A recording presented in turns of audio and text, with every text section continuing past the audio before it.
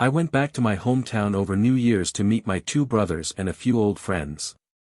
Honestly, I've always hated that place. The second I could, I left for good. It's this tiny, forgotten town, no nearby cities, no neighbors for miles. Everything feels stuck in the past, run down and empty, with only the same old families who've never left. My brothers and friends are the only reason I ever return. Normally I'd crash at one of my brother's houses, but this time both had live-in girlfriends, so I didn't want to be the awkward extra person. The only option was this tiny family-run hotel right off the gravel road. It didn't even have a proper name, just a sign that said, "Hotel."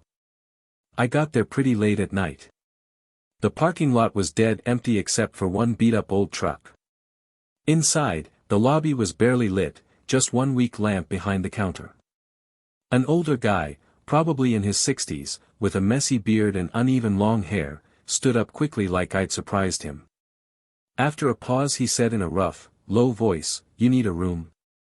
He handed me a key and walked me to the last room down the hallway. The place felt ancient, not destroyed, just old and kind of grimy. My room was tiny, one bed in the center, an old TV facing it. I didn't care much since I planned to spend my days out with people and only sleep there. I kept my bag packed, took a quick shower, and crashed. Around 3 a.m.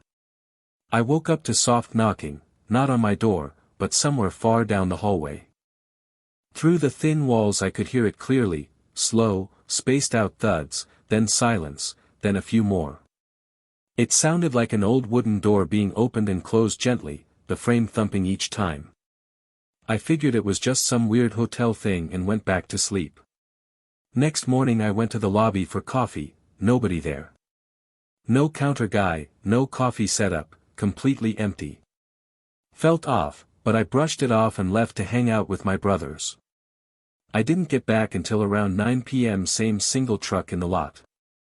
Lobby lights were off now, and the whole place felt colder and quieter. I went straight to my room, locked the door, and changed for bed. That's when I heard the thuds again, this time right outside my door. Just a couple, then silence. I cracked the door open a little. The room next to mine was slightly ajar now. Before I could look more, the old man's voice came from the end of the hallway, "Come to the lobby." I jumped. He said it and disappeared around the corner. No explanation. It felt strange, but I thought maybe there was an issue with the room or payment or something. I walked down. The hallway was dead silent, I knew I was the only guest. Lobby was dark and empty again. No sign of him. A really bad feeling hit me standing there alone in the dark. I turned around and hurried back to my room. That night I stayed up late but never heard him again. It was like he'd just vanished after calling me.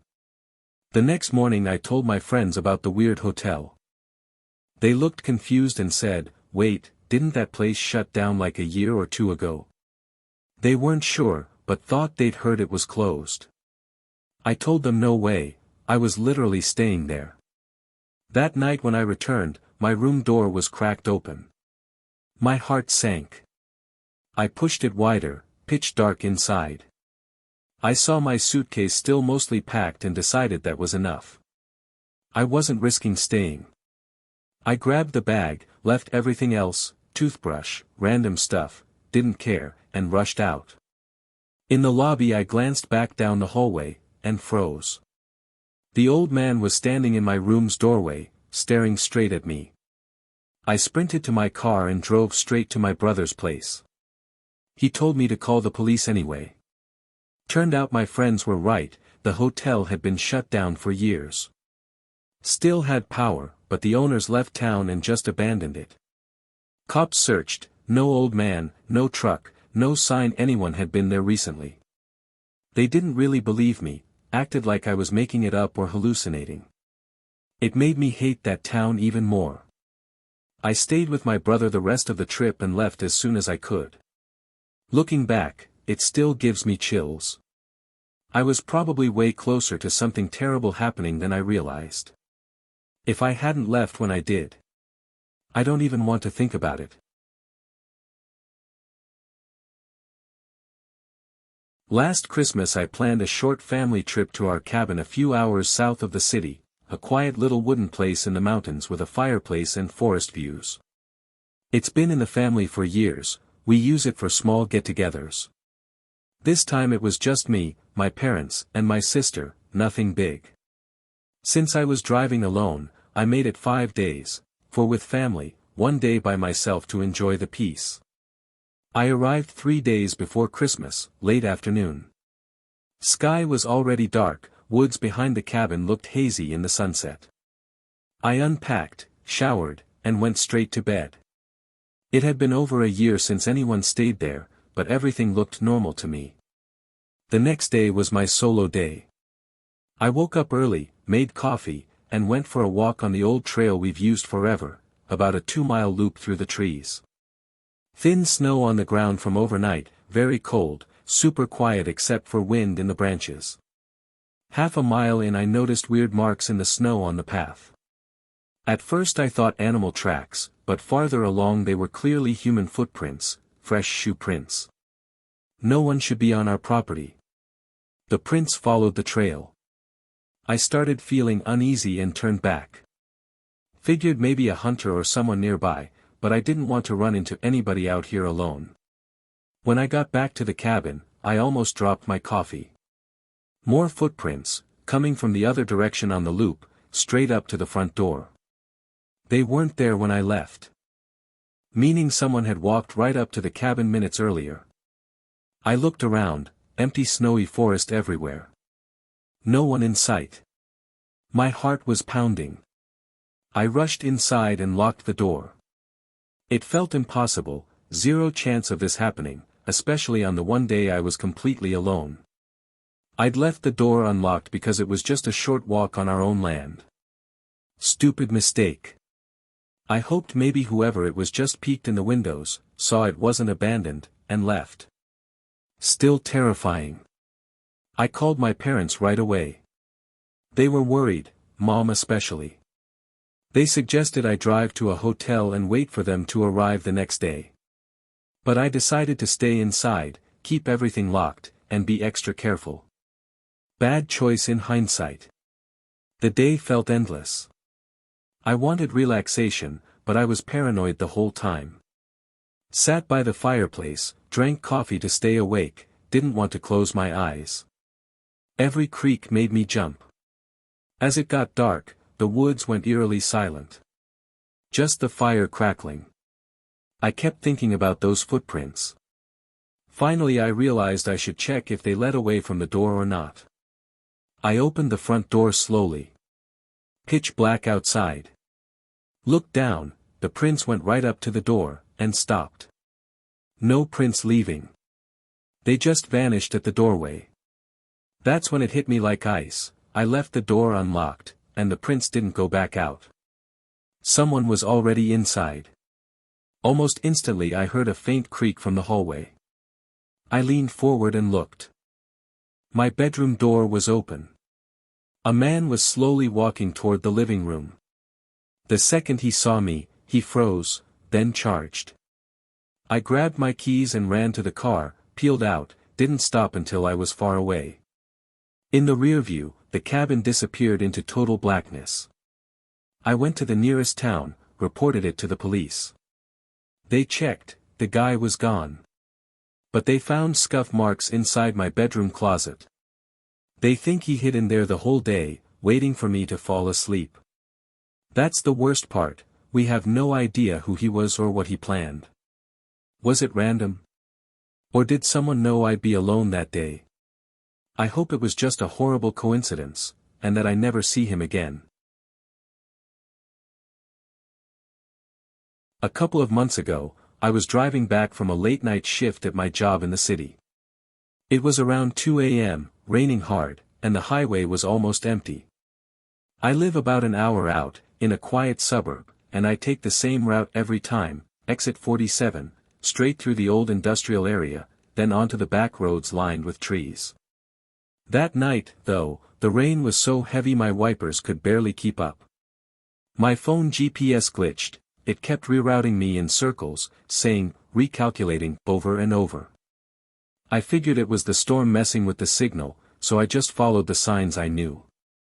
Or thought I knew. At some point, I missed my usual turn, or maybe the sign was gone.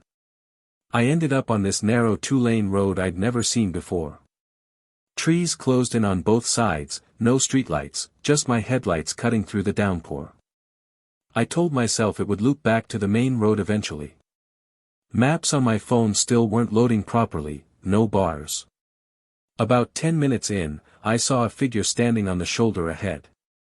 Just standing there in the rain, no umbrella, no coat, arms at their sides. As I got closer, I slowed down. It was a woman, maybe in her 30s, soaked through, staring straight ahead like she was waiting for something. I felt bad, no one should be out here in this weather. I pulled over a little ways past her, rolled down the window, and called out, "Hey, you okay? Need a ride?" She didn't move at first. Then she turned her head slowly, not her body, just her head, and looked right at me. Her face was pale, eyes wide open, no expression. She started walking toward my car, slow and steady, shoes squelching in the mud. I unlocked the passenger door out of habit, stupid, I know. She got in without a word, dripping everywhere. Up close, she smelled like wet earth and something metallic. I asked where she was headed. She just pointed forward, down the road. I started driving again. The rain got worse. She didn't speak, didn't even blink much. After a few minutes, I tried small talk. "Rough night, huh? Where do you live?" She finally answered, voice flat and quiet, "Home." That was it. No more. The road kept going, no turns, no signs, just endless trees. My fuel gauge was dropping faster than it should. I glanced at her. She was staring out the windshield, but her reflection in the glass looked off. Like her eyes were too big, or the angle was wrong. Then she said, without turning, "You took the wrong turn." I laughed nervously.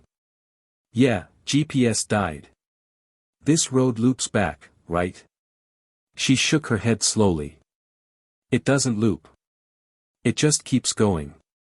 A chill ran down my back. I checked my mirrors, nothing but black rain behind us. No other cars, no lights. I sped up a little, hoping to hit a main road soon. That's when I noticed her hands. They were in her lap, but her fingers were moving, twitching, like they were counting something. 1, 2, 3, over and over. I asked, "What are you doing?" She turned to me then, fully this time. Her face was closer than it should have been in the passenger seat. "Counting how long until you realize." My heart slammed against my ribs. "Realize what?" She smiled, small, no teeth showing. "That I've been in your car since the gas station. Before the rain. Before the wrong turn." I slammed on the brakes. The car skidded, but the road was empty. No woman. No wet seat. No smell. Just me, alone, engine idling in the middle of nowhere. I looked in the rearview mirror. In the back seat, there was a single wet footprint on the floor mat, one shoe print, facing forward, like someone had been sitting there the whole time. I floored it. Didn't stop until I hit lights and civilization. When I finally got home, I checked my dashcam footage. I always leave it running. The video showed the empty road, the rain, and for about 15 minutes in the middle, the passenger seat was occupied. A blurry shape, just sitting there. Staring straight ahead. But when I paused and zoomed in on her face, it wasn't a stranger. It was me. Older. Wetter. Smiling. I haven't driven that route since. Sometimes at night, when it rains, I hear a quiet voice from the empty passenger seat, "You took the wrong turn again." If you ever find yourself on a road that feels too familiar but looks wrong, just keep driving. Don't stop. Don't offer rides. And whatever you do, don't look in the mirror too long.